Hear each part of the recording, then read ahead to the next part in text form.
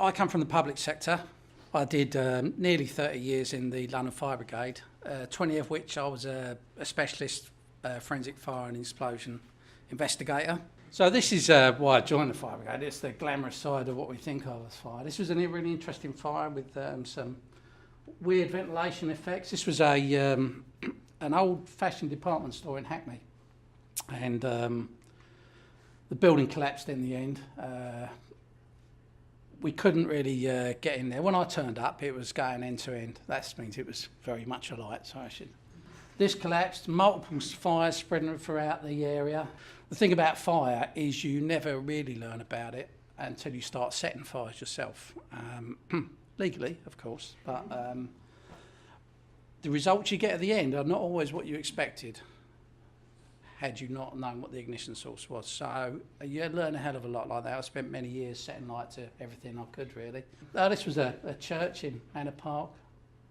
But as an investigator, this is what I'm interested in, and this is the usually small area of origin where that fire started. And some kids come along. These are the eaves of the roof. They come down to the ground, and this is a copper cladding. They've peeled it back, shoved some paper in and set light to it. So that's what an investigator's about. Anyone remember this from school? The triangle of fire, yeah? It's a little bit more complicated than that. But, so as a firefighter, the theory is if you take any one of these away, the fire will go out. But as an investigator, my role is to try and determine how they come together. And that's a simple analogy of what I do, really. Warehouses, quite a lot of warehouses catch light, and this was a particularly large one.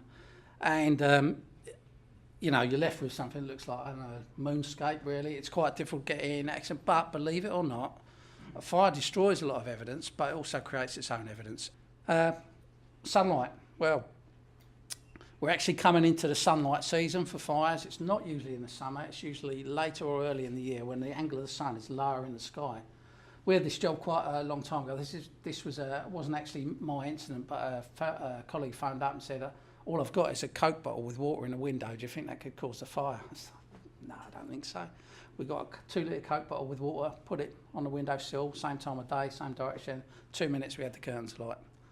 So it's all to do with either reflection or refraction of light. The focal point is so to get something like from the sun's rays is about, hottest day of the year, 1 kilowatt a square metre heat flux. That's how we would term it. It's just to give you an idea. That's like a single electric bar fire. You imagine putting your hands in front of that sort of amount of energy.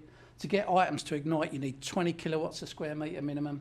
So you have to bring the rays of light, which travel, electromagnetic radiation travels in straight to a point. So a focal point. And anywhere on that focal point, or just either side of it, if you've got the right sort of items, combustible items, it's got to be cellulose. It can't be plastic because that will just melt. So it needs to be like a cotton cloth or paper or something. And you can get a fire. So this was a good one. Goldfish bowl. Sunlight straight through the goldfish bowl onto the... goldfish are all right, though. Animal arsonists, they do exist. Anyone recognise that brand of deodorant? The gentleman amongst you, surely. Who said it? Lynx, that's it, yeah. And what it was, I call this the Lynx effect. It was a young lad, he was 15, he was going out on his first date, and he'd been watching the Lynx adverts where you spray Lynx on and all the girls run after you, and he believed it. So it's true, surely, is it true? Yeah. Anyway, I've tried it myself. And he literally sprayed the whole can of Lynx over himself. Well, the propellant is hydrocarbon, it's butane, and he got the room to within its flammable limits from butane and air. James Bond, the film Live and Let Die, had been on the TV, and he was standing in front of the mirror doing his hair. He was a smoker, felt really cool, got his lighter out, did the thing with the... and blew the room up. Luckily, he was at the ignition source, so he was okay. He never did get out on his first date, and he got a bit of a telling off from his mum. But so that's me. That's what I do.